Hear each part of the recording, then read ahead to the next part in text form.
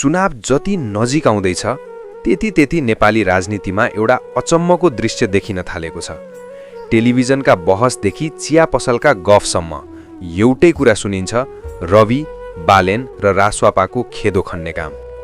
तर के तपाईले सोच्नु भएको छ, दशकौंदेखि सत्ता चलाएका ठूला दल र गण्यमान्य विश्लेषकहरू यी केही नयाँ अनुहारसँग यति धेरै किन तर्सिएका छन्?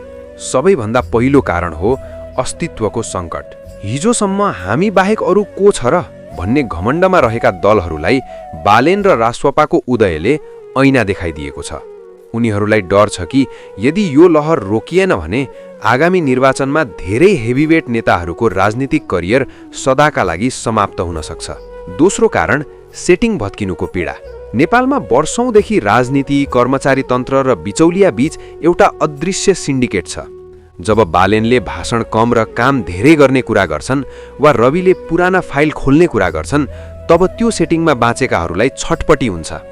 त्यसैले उनीहरू नीतिमा होइन नियतमा प्रहार गर्न थाल्छन्। अनि ती विश्लेषकहरू नि, धेरैजसो विश्लेषकहरू कुनै न कुनै दलको विचारधारासँग बाँधिएका छन्। नयाँ शक्तिले उनीहरूको बौद्धिक दादागिरीलाई चुनौती दिएको छ।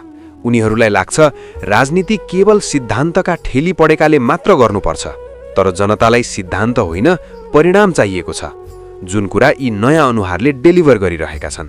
हो, नयाँहरूका पनि कमजोरी होलान्, उनीहरूका कतिपय निर्णय विवादित होलान्, तर प्रश्न यो हो के 36 वर्ष देश बिगार्नेहरूलाई 6 महिना काम गर्न खोज्नेमाथि प्रश्न उठाउने नैतिक अधिकार छ?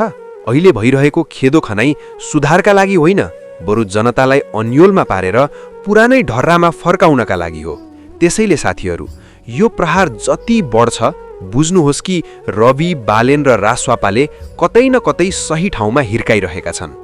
आलोचना सुन्नुहोस् तर विवेक प्रयोग गर्नुहोस्, किनकि यो लडाईँ रवि वा बालेनको मात्र होइन, यो त पुरानाको अहंकार र नयाँको आस्था बीचको लडाईँ हो। तपाईलाई के लाग्छ, के साँच्चै पुराना दलहरू रवि, बालेन र रासपाको क्रेज देखेर अत्तालिएकै हुन् त? आफ्नो विचार कमेन्टमा लेख्नुहोला। यदि तपाईँ पनि परिवर्तनको यो अभियानमा हुनुहुन्छ भने यो भिडियोलाई लाइक र शेयर गरेर सबै नेपाली माझ पुर्याइदिनुहोला। जय देश, जय रासपा, जय घण्टी।